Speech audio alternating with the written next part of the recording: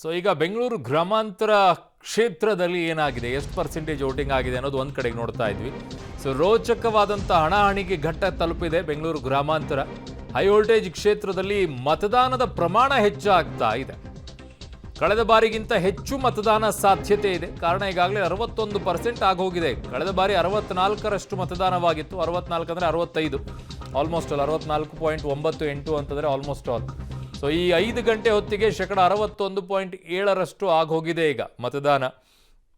ಈ ಬಾರಿ ಸ್ವಲ್ಪ ಹೈಯೆಸ್ಟ್ ಆಗುತ್ತೆ ಅಂತ ಕಾಣಿಸುತ್ತೆ ಬೆಂಗಳೂರಿನ ವಿಚಾರದಲ್ಲಿ ಬರೋದಾದರೆ. ಕಾರಣ ಬೆಂಗಳೂರು ಉತ್ತರ ಇಲ್ಲ, ಬೆಂಗಳೂರು ದಕ್ಷಿಣ ಇಲ್ಲ, ಬೆಂಗಳೂರು ಕೇಂದ್ರ ಇಲ್ಲ, ಬೆಂಗಳೂರು ಗ್ರಾಮಾಂತರ ಸ್ವಲ್ಪ ಜಾಸ್ತಿ ಆಗಿದೆ.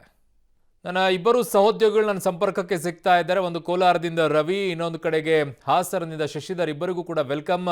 ಮೊದಲನೇದಾಗಿ ಹಾಸನಕ್ಕೆ ಹೋಗ್ಬಿಡ್ತೀನಿ. ಶಶಿಧರ್, ಈಗ ಹಾಸನದಲ್ಲಿ ಏನು ಪರ್ಸೆಂಟೇಜ್ ವೋಟಿಂಗ್ ಆಗ್ತಾ ಇದೆ? ಯಾವ ರೀತಿಯಾಗಿ ಜನ ಕಳೆದ ಬಾರಿಗಿಂತಲೂ ಕೂಡ ಈ ಬಾರಿ ಹೆಚ್ಚಿನ ಮತದಾನವನ್ನು ಮಾಡಿದ್ದಾರೆ, ಅಥವಾ ಅಲ್ಲೂ ಕೂಡ ಬೆಂಗಳೂರಿನ ರೀತಿಯಲ್ಲಿ ನಿರಾಸಕ್ತಿಯನ್ನು ತೋರಿಸಿದಾರಾ?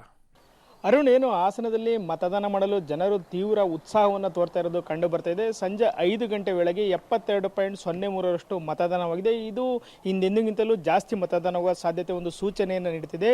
ಬೆಳಗ್ಗೆ ಏನು 7 ಗಂಟೆಯಿಂದ ಮತದಾನ ಪ್ರಾರಂಭವಾಯಿತು. ಮಧ್ಯಾಹ್ನ 12 ಗಂಟೆವರೆಗೂ ಉತ್ಸಾಹದಿಂದ ಮತದಾನವನ್ನು ಮಾಡಿದರು.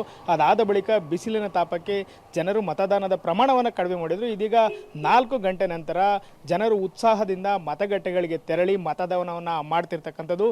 ಅದರಲ್ಲೂ ಈ ಬಾರಿಯ ಏನು ಹಾಸನ ಲೋಕಸಭಾ ಕ್ಷೇತ್ರ ಚುನಾವಣೆ ಇದು ಹೈ ವೋಲ್ಟೇಜ್ ಕ್ಷೇತ್ರವಾಗಿದೆ. ಒಂದು ಕಡೆ ದೇವೇಗೌಡರ ಮೊಮ್ಮಗ ಪ್ರಜ್ವಲ್ ರೇವಣ್ಣ, ಮತ್ತೊಂದು ಕಡೆ ದಿವಂಗತ ಮಾಜಿ ಸಂಸದ ಪುಟ್ಟಸ್ವಾಮಿಗೌಡರ ಮೊಮ್ಮಗ ಶ್ರೇಯಸ್ ಪಟೇಲ್ ಜಿದ್ದಿನ ನಡುವೆ ಏರ್ಪಟ್ಟಿದೆ. ಇದರೆಲ್ಲರ ನಡುವೆ ಕಾಂಗ್ರೆಸ್ 30 ವರ್ಷಗಳ ಬಳಿಕ ಅಧಿಕಾರವನ್ನು ಹಿಡಿಯಲು ಪ್ರಯತ್ನ ಪಟ್ಟಿದ್ರೆ JDSನ ದೇವೇಗೌಡರು ಏನಿದೆ ಅವರು ಪ್ರಜ್ವಲ್ ರೇವಣ್ಣನ ಗೆಲ್ಲಿಸುವ ಮೂಲಕ ಮತ್ತೊಮ್ಮೆ ಹಾಸನ ಲೋಕಸಭಾ ಕ್ಷೇತ್ರ JDSನ ಭದ್ರಕೋಟೆ ಅಂತ ನಿರೂಪಿಸೋಕ್ಕೆ ಪ್ರಯತ್ನವನ್ನು ಪಡ್ತಾರೆ. ಇದಕ್ಕೆ ಮತದಾರರು ಸಹ ಉತ್ಸಾಹವನ್ನು ತೋರ್ತಾ ಇರೋದು ಕಂಡುಬರ್ತದೆ. ಇನ್ನೂ ಕೇವಲ ಒಂದು 20 ನಿಮಿಷ ಬಾಕಿ ಇದೆ. ಸಂಜೆ 6 ಗಂಟೆ ಮತದಾನ ಮುಕ್ತಾಯದೊಳಗೆ 80% ದಾಟುವ ಒಂದು ನಿರೀಕ್ಷೆ ಇದ್ದು, ಇದು ಎಂದಿಗಿಂತಲೂ ಹೆಚ್ಚಿಗೆ ಮತದಾನ ಆಗುವಂಥ ಒಂದು ಸಾಧ್ಯತೆ ಆಗಿದೆ. ಇಂದು ನಡೆದಂತಹ ಮತದಾನದಲ್ಲಿ ಹಲವು ರಾಜಕೀಯ ಧೋರಣೆ ಇರುವುದು, ವಿವಿಧ ಕ್ಷೇತ್ರದ ಗಣ್ಯರು ಸಹ ಮತದಾನವನ್ನು ಮಾಡಿದರೆ. ಮಾಜಿ ಪ್ರಧಾನಿ ಎಚ್ ಡಿ ದೇವೇಗೌಡ ಇರ್ಬೋದು, ಸಿನಿಮಠ ದಾಲಿ ಧನಂಜಯ ಇರ್ಬೋದು, ಹಾಗೆ ವಿವಿಧ ಕ್ಷೇತ್ರದ ಗಣ್ಯರು ಮತದಾನವನ್ನು ಮಾಡಿದರೆ. ಆದರೆ ಈ ಬಾರಿ ಮತದಾರರು ಹೆಚ್ಚಿನ ಉತ್ಸಾಹವನ್ನು ತೋರಿರ್ತಕ್ಕಂಥದ್ದು ಈ ಬಾರಿಯ ಲೋಕಸಭಾ ಚುನಾವಣಾ ಫಲಿತಾಂಶವನ್ನು ತೀವ್ರ ಕುತೂಹಲಕ್ಕೆ ಕೆರಳಿಸುವಂತೆ ಮಾಡಿರೋದಂತೂ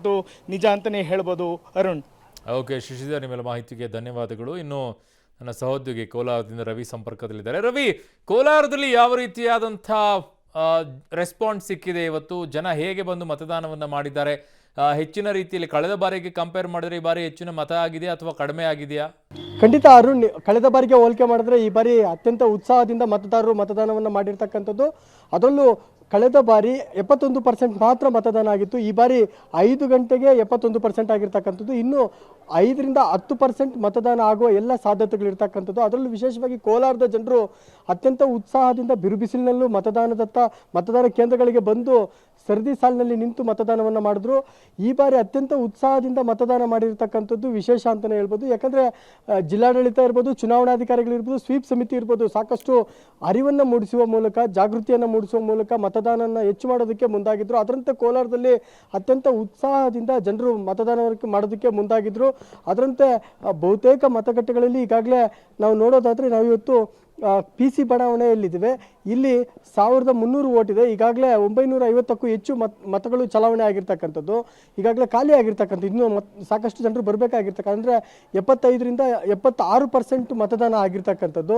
ಇಲ್ಲಿ 2 ಮತಗಟ್ಟೆಗಳಿರ್ತಕ್ಕಂಥದ್ದು. ಒಂದರಲ್ಲಿ 900 ಮತಗಳಿದ್ರೆ ಇಲ್ಲಿ 600 ಚಿಲ್ಲರೆ ಮತಗಳು ಈಗಾಗಲೇ ಚಲಾವಣೆ ಆಗಿರ್ತಕ್ಕಂಥದ್ದು. ಅಂದರೆ ಬಹುತೇಕ ಜನರು ಸಾಕಷ್ಟು ಉತ್ಸಾಹದಿಂದ ಇವತ್ತು ಮತದ ಚಲಾವಣೆ ಮಾಡೋದಕ್ಕೆ ಮುಂದಾಗಿರ್ತಕ್ಕಂಥದ್ದು. ಇನ್ನು ಬಹುತೇಕ ಮತಗಟ್ಟೆಗಳಲ್ಲಿ 80% ಮತದಾನ ಆಗಿರ್ತಕ್ಕಂಥದ್ದು ಕೂಡ ಕಂಡು ಬರ್ತಾ ಇರ್ತಕ್ಕಂಥದ್ದು. ಅಂದರೆ ಕೋಲಾರದಲ್ಲಿ ಈ ಬಾರಿ ಮತದಾನಕ್ಕೆ ಹೆಚ್ಚಿನ ಉತ್ಸಾಹ ಮತ್ತು ಅತ್ಯಂತ ಉತ್ಸಾಹದಿಂದ ಮತವನ್ನು ಚಲಾವಣೆ ಮಾಡೋದಕ್ಕೆ ಜನರು ಮುಂದಾಗಿದ್ರು. ಅದರಂತೆ ಕೋಲಾರದಲ್ಲಿ ಈ ಬಾರಿ 75%ಗಿಂತ ಅಧಿಕ ಮತದಾನ ಆಗುವ ಎಲ್ಲ ಸಾಧ್ಯತೆಗಳು ಕಂಡು ಬರ್ತಾ ಇರ್ತಕ್ಕಂಥದ್ದು ಅರುಣ್.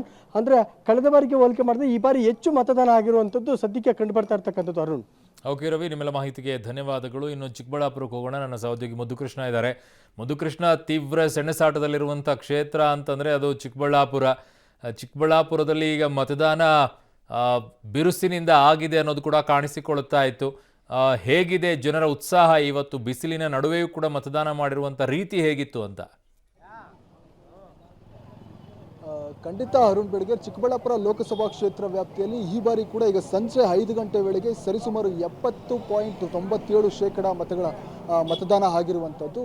ಇನ್ನು ಕೇವಲ 10 ನಿಮಿಷ ಮತದಾನಕ್ಕೆ ಬಾಕಿ ಇದೆ. ಆದರೆ ಇನ್ನೂ 1 ಗಂಟೆ ಮತದಾನದ ವಿವರ ನಮಗೆ ಲಭ್ಯ ಆಗಬೇಕಾಗಿದೆ. ಹಾಗಾಗಿ ಸರಿಸುಮಾರು 80%ಕ್ಕೂ ಹೆಚ್ಚಿನ ಮತಗಳು ಇವತ್ತು ದಾಖಲಾಗುವಂಥ ಸಾಧ್ಯತೆ ಇರುವಂಥದ್ದು ಸರಿಸುಮಾರಾಗಿ. ಅಂದರೆ ಚಿಕ್ಕಬಳ್ಳಾಪುರ ಲೋಕಸಭಾ ಕ್ಷೇತ್ರದಲ್ಲಿ ಸರಿಸುಮಾರು ಬರೋಬ್ಬರಿ 19,81,347 ಮತಗಳಿರುವಂಥದ್ದು. ಅಂದರೆ ಸರಿಸುಮಾರು 16.5 ಲಕ್ಷ ಮತಗಳು ಪೋಲಾಗುವಂಥ ಸಾಧ್ಯತೆ ಈಗ ದಟ್ಟವಾಗಿರುವಂಥದ್ದು. ಹಾಗಾಗಿ ಬೆಳಗಿನಿಂದಲೇ ಜನ ಸಹಜವಾಗಿ ಬಹಳಷ್ಟು ಉತ್ಸುಕತೆಯಿಂದ ಈಗಾಗಲೇ ಕೂಡ ಮತದಾನವನ್ನು ಮಾಡಿರುವಂಥದ್ದು. ಈಗಲೂ ಕೂಡ ಇನ್ನೇನು 10 ನಿಮಿಷ ಇದೆ. ಈ ಸಂದರ್ಭದಲ್ಲಿ ತಾವು ನೋಡ್ಬೋದು ಮತದಾನ ಕೇಂದ್ರದ ಹೊರಗಡೆ ಈಗಾಗಲೇ ಕೂಡ ಒಂದು ಕಡೆ ಕಾಂಗ್ರೆಸ್ನ ಕಾರ್ಯಕರ್ತರು ಕೂಡ ಈಗಲೂ ಕೂಡ ಜಮಾವಣೆ ಆಗಿರುವಂಥದ್ದು, ಮತ್ತೊಂದು ಕಡೆ ಬಿಜೆಪಿ ಕಾರ್ಯಕರ್ತರು ಕೂಡ ಈಗಲೂ ಕೂಡ ಜಮಾವಣೆ ಆಗಿರುತ್ತದೆ. ಮತ್ತೊಂದೆಡೆ ಮತಗಟ್ಟೆಗೆ ಬರೋದಕ್ಕೆ ಈಗಲೂ ಕೂಡ ಮತದಾರರು ಬರ್ತಾ ಇರುವಂತಹ ದೃಶ್ಯಗಳು ನಮ್ಮ ಕಣ್ಣಿಗೆ ಕಾಣ್ತಾ ಇದೆ. ಈಗಾಗಲೂ ಕೂಡ ಸರದಿ ಸಾಲಿನಲ್ಲಿ ನಿಂತಿರುವಂತಹ ಮತದಾರರು ಈಗಲೂ ಕೂಡ ಮತದಾನವನ್ನ ಮಾಡ್ತಾ ಇದ್ದಾರೆ. ಮತ್ತೊಂದು ಕಡೆ ಈಗ ಅಂತಿಮ ಕ್ಷಣದಲ್ಲಿ ಈಗ ಒಬ್ಬ ದಂಪತಿ ಕೂಡ ಮದುವೆಯಾದಂಥ ನೂತನ ದಂಪತಿ ಕೂಡ ಈಗ ಮತದಾನ ಮಾಡಲಿಕ್ಕೆ ಬಂದಿರುವಂಥ ದೃಶ್ಯ ನಮ್ಮ ಕಣ್ಣಿಗೆ ಕಾಣ್ತಾ ಇರುವಂಥದ್ದು.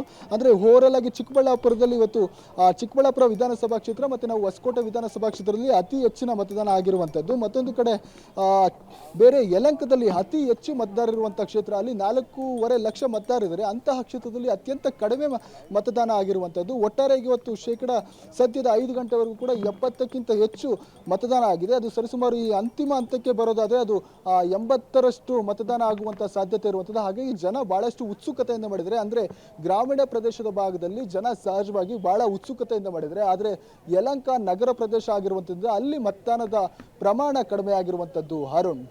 ಓಕೆ ಮುದ್ದುಕೃಷ್ಣ, ನಿಮ್ಮೆಲ್ಲ ಮಾಹಿತಿಗೆ ಧನ್ಯವಾದಗಳು. ಸೊ ಈಗ ಬೆಂಗಳೂರನ್ನು ಹೊರತುಪಡಿಸಿದ್ರೆ ಎಲ್ಲ ಕಡೆಯೂ ಕೂಡ ಮತದಾನ ಅದ್ಭುತವಾಗಿಯೇ ಆಗಿದೆ. ದಾಖಲೆಯನ್ನು ಮೀರಿ ಮತದಾನವನ್ನು ಮಾಡೋಕ್ಕೆ ಬೇರೆ ಜನ ಎಲ್ಲ ನಿರ್ಧಾರ ಮಾಡಿದ್ದಾರೆ. ಆದರೆ ಬೆಂಗಳೂರಿನ ಜನ ಮಾತ್ರ ಯಾಕೋ ದಾಖಲೆ ಮುರಿಯೋ ಲಕ್ಷಣಗಳು ಕಾಣಿಸ್ಕೊಳ್ತಾ ಇಲ್ಲ. ಸೊ ಈಗ ಬೆಂಗಳೂರಿನಲ್ಲಿ ಏನಾಗುತ್ತೆ ಏನಿಲ್ಲ ಅನ್ನುವಂಥದ್ದು ಅನೇಕರು ಟೀಕೆಗಳನ್ನು ಮಾಡೋ ಪರಿಸ್ಥಿತಿಗೆ ಬೆಂಗಳೂರಿನ ಜನ ಬಂದು ಕೂತ್ಕೊಳ್ತಾರೆ. ಮಾಡಿ ಹೇಳಿ, ಬೆಂಗಳೂರಿನ ಜನಕ್ಕೆ ಎಷ್ಟು ಸಾಧ್ಯ ಆಗುತ್ತೋ ಅಷ್ಟು ಹೇಳಿ ನೋಡೋಣ. ಇನ್ನೂ ಒಂದು ಈಗ 5 ಗಂಟೆಗೆ ನೋಡಿದ್ವಿ ನಾವು ವೋಟಿಂಗ್ ಪರ್ಸೆಂಟ್ ಎಷ್ಟಾಗಿತ್ತು ಅಂತ. ಇನ್ನು 1 ಗಂಟೆ ಇತ್ತು ಅಂತ ಅಂದಿದ್ವಿ. ಈಗ ಆಲ್ಮೋಸ್ಟ್ ಆಲ್ ಮುಗಿಯಕ್ಕೆ ಬಂದಿದೆ. ಕೊನೆಯ ಟೈಮಲ್ಲಿ ಈಗ ಬಂದು ವೋಟಿಂಗ್ ಮಾಡೋಕ್ಕೆ ಬರ್ತಾ ಇದ್ದಾರೆ. ಕಾರಣ 6 ಗಂಟೆ ಒಳಗಡೆಗೆ ಗೇಟ್ನ ಒಳಗಡೆಗೆ ಹೋದರೆ ಮತದಾನ ಮಾಡೋಕ್ಕೆ ಅವಕಾಶ ಇರುತ್ತೆ.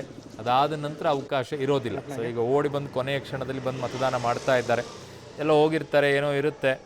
ಸೊ 1 ಗಂಟೆ ಬಿಡು ಮಾಡ್ಕೊಳ್ಳೋಕ್ಕೂ ಆಗಲಿಲ್ವಾ, ಬರ್ತಾ ಇದ್ದಾರೆ, ಫೈನಲಿ ಬಂದು ವೋಟಿಂಗ್ ಮಾಡ್ತಾ ಇದ್ದಾರೆ.